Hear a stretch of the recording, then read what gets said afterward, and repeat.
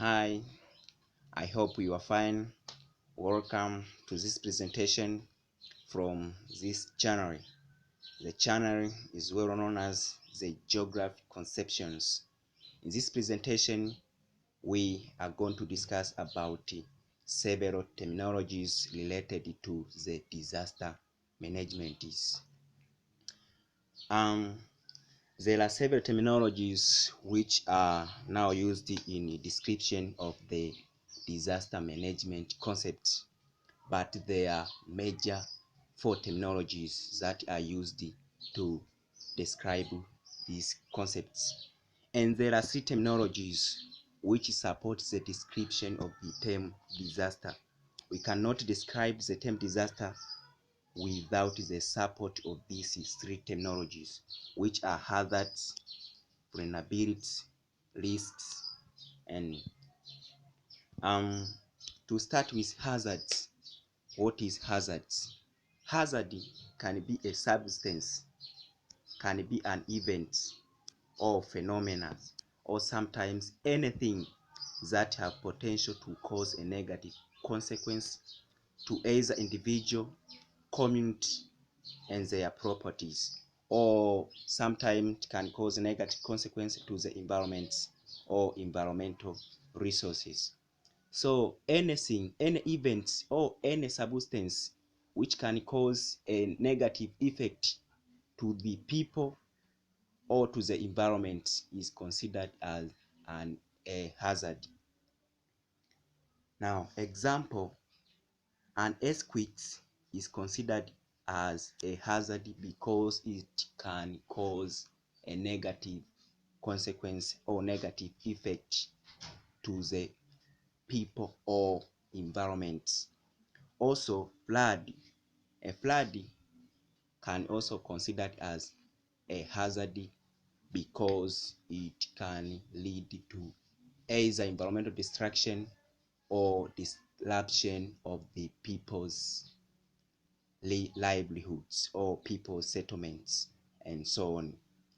Also, famine considered as a hazard because it can lead to disruption of the people's livelihoods. And there are so many hazards like lightning and any other hazards. But the point is that anything which can cause negative impacts to the people or to the environment is a hazard. These hazards may occur either naturally or by people's influence. That means there are natural hazards like earthquakes, flood, volcanic eruption, and so on. But there are other hazards which may be influenced by the people, like pollution and other phenomena or events which are influenced by human activities. Another terminology is vulnerability. What is vulnerability? Vulnerability refers to susceptibility or resilience. The key point is susceptibility. Susceptible to hazard. Susceptibility, resilience, that means being stronger to cope with a certain hazard. Is a susceptibility or resilience of individual or sometimes groups or community to a particular negative consequence of a hazard. Sometimes you may find some people in a particular community are more susceptible to a particular hazards. For example, the people with poor housing condition are more susceptible to an earthquake due to their weak housing condition, meaning that they can be easily affected by an earthquake. By but also some people may be resilient to a certain hazards. For example, we say a climatic change is an hazard, but there are countries are more resilient to the climatic change due to their developed technologies, maybe irrigation technologies, meaning that they are able to cope with the climate change effects. Now, vulnerability is a susceptibility or resilience of individual, groups, or community to a particular negative consequence of a hazard that are likely to affect them, and it entails constraints or factors that limit people to cope with a negative consequence. Sometimes there may be constraints or factors that limit an individual or limit a particular community to cope with or to deal with the negative consequence of a certain hazards. That's why the vulnerability vary among the people or community based on social, economic, and political situations.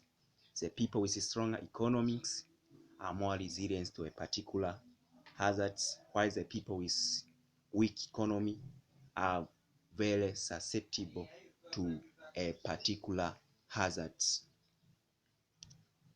Now, let us move to another terminology, which is risk. Now, I think we have experienced the term risk in most of economic and business studies, but in the context of disaster, we say risk is a probability that a negative consequence of a hazard are likely to affect a particular individual or community. Meaning that sometime you may find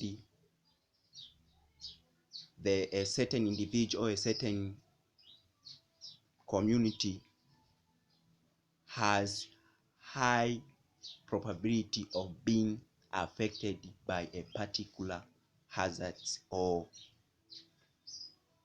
any other events which can lead to negative effects. For example, during the eruption of COVID-19 pandemics, most of the medical officers were at high risk due to their contact with the COVID-19 patients. Now, the higher the risk, the higher the probability of having negative consequence, and vice versa is true. Now, let us move to the term disaster. Now, because we have understand the meaning of those three concepts, now we will be able to understand easily the term disaster, because if I said earlier, it is so difficult to describe the term disaster without understanding those three terminologies. Now, what is disaster? A disaster refers to the disruption that affect a particular community and their property, or a particular environment and its resources, leading to damage that exceeds the capacity of a community to cope with the destruction happens. We see now, a disaster is a disruption that affects a particular community or a particular environment, and it is damage. It may be considered as disaster if it is damage exceeds the capacity of the community to cope with the destruction happened.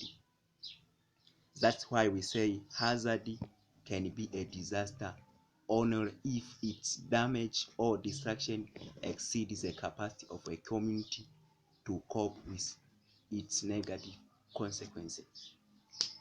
If the negative consequence of a certain disaster can be overcome. It cannot be considered as a disaster. That's why some countries are not they are not consider the climatic change as a serious disaster, because they are able to cope with its negative consequences. But in some countries, especially developing countries, it is a serious disaster because its negative consequence cannot be overcome in these countries. So any events, if it not overcome, its negative impact can be considered as a disaster. Now, the vulnerable people are more prone to the disaster because they have lower ability to cope with the negative consequences of the hazard. Now, every disaster starts with the hazards. We cannot have disaster without having a hazards.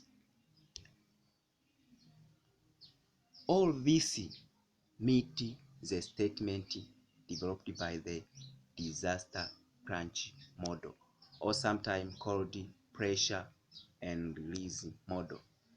This model was developed by the scholar Blackis in the year 1994. The disaster crunch model states that disaster happen only when the hazard meet with the vulnerable situation or vulnerable persons, meaning that the vulnerable person cannot able to cope with the negative consequence of an hazard. And now, if the hazard meet with the vulnerable station, it may lead to the disaster. As you can see in the illustration, when hazard meet with a vulnerability, it may lead to the disaster and not otherwise.